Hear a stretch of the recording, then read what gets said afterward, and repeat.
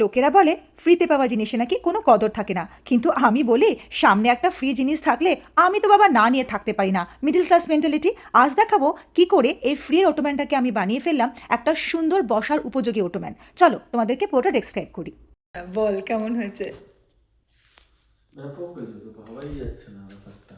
যে ওরকম একটা সোফা ছিল, হ্যাঁ, সোফা না মানে যাই হোক একটা অটোম্যান। অটোম্যান।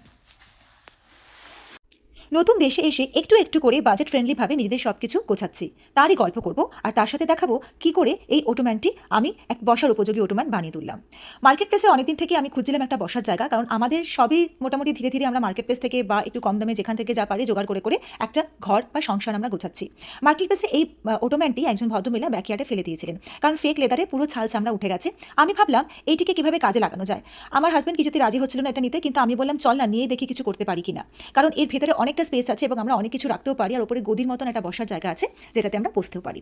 এরপর শুরু হলো ওকে উদ্ধার করার পালা। আমি শিন থেকে এই লেদারের স্টিকারগুলো বা এই প্যাচগুলো অর্ডার করেছিলাম। অ্যামাজনেও এটা পাওয়া যায়, অ্যামাজন হলেও পাওয়া যায়। ইউএসএতে অ্যামাজন হল আছে, যেটা আমাদের ইন্ডিয়াতে অ্যামাজন বাজার, সেটা এখানে অ্যামাজন হল বলে পরিচিত। অ্যামাজন হলেও পাওয়া যাচ্ছিল, কিন্তু দামটা একটু বেশি, শিনে দামটা একটু কম। আমি আগেই বলেছি আমার চেষ্টা রয়েছিল যে যতটা সম্ভব বাজেট ফ্রেন্ডলিভাবে একটু কম খরচা এটাকে সুন্দর করে তোলা যায়, কারণ যেহেতু ফ্রিতেই পেয়েছি এর উপরে যদি অনেক বেশি খরচাই করে ফেলি তাহলে লাভটা কি হলো, তাই না? তাই জন্য আমি যথেষ্ট কম খরচাটাকে সুন্দর করে তোলা বা বসার উপযোগী করে তোলার চেষ্টা করছিলাম। আমাদের ঘরে অধিকাংশ জিনিসই কিন্তু আমরা সেকেন্ড হ্যান্ড নিয়েছি। রিস্টোর বলে একটা দোকান আছে, সেখান থেকে কিছু কিছু জিনিস নিয়েছি, বা হয়তো অনেকে চলে যাচ্ছে ইন্ডিয়াতে ফেরত, তারা মার্কেট প্লেসে বিক্রি করছে, সেরকম থেকে আমরা কিন্তু জিনিসপত্র নিয়েছি।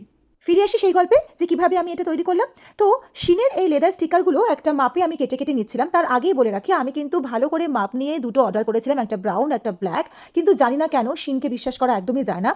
ব্ল্যাকটা অনেক ছোটো পাঠিয়েছে এবং ব্রাউনটা ঠিকঠাক পাঠিয়েছে। তাই জন্য আমি প্রথমেই মাথায় হাত দিয়ে বসেছিলাম কী করে ব্যাপারটাকে ম্যানেজ করব।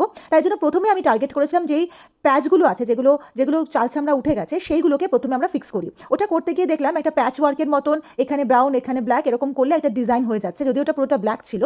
তাই জন্য আমি ভাবলাম তাহলে এই ফর্মুলাটা মেনটেন করেই এটাকে ম্যানেজ করা যাক। সবটা করতে গিয়েও দেখলাম ব্ল্যাকটা অনেক কম পড়েছে, ব্রাউনটা অনেকটা বেশি ছিল।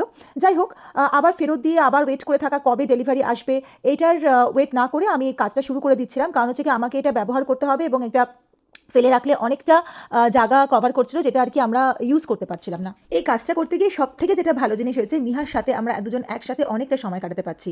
ইন্ডিয়াতে যখন আমি কাজ করতাম, জুম্বা করতাম, আমি প্রচুর ব্যস্ততার মধ্যে থাকতাম। সত্যি কথা বলতে নিজের মেয়ের সাথে খুব বেশি সময় আমি কাটাতে পারিনি, কিন্তু এখানে এসে দুজনে মিলে ছোট্ট ছোট্ট করে সংসারটা তৈরি করে ফেলছি। সাম্যকে তো পাচ্ছি না, কারণ ও যেহেতু কাজে ব্যস্ত থাকছে। আমি আর মেয়ে মিলে কিন্তু ঘরে ছোট্ট ছোট্ট জিনিসগুলো একসাথে দুজন মিলে তৈরি করছি। মিহা কার্ডবোর্ড দিয়ে বক্স বানিয়েছে, আমি সেগুলো একদিন দেখাবো। স্টোরেজ বক্স বানিয়েছে সুন্দর ডিজাইন করে।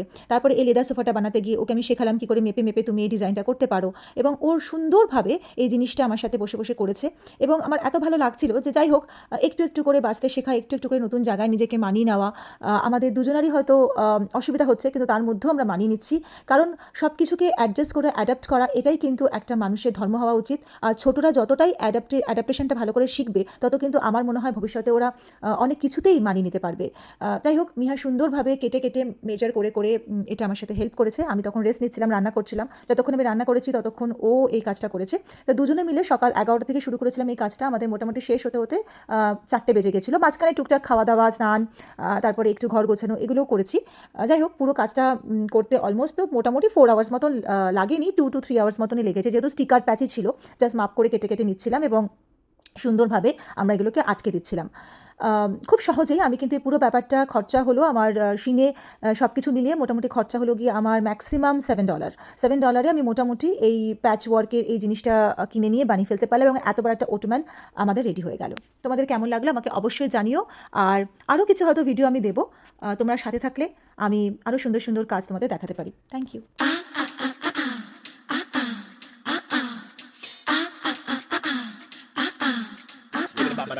Who's that? Who's that? Come on. Who's that? Who's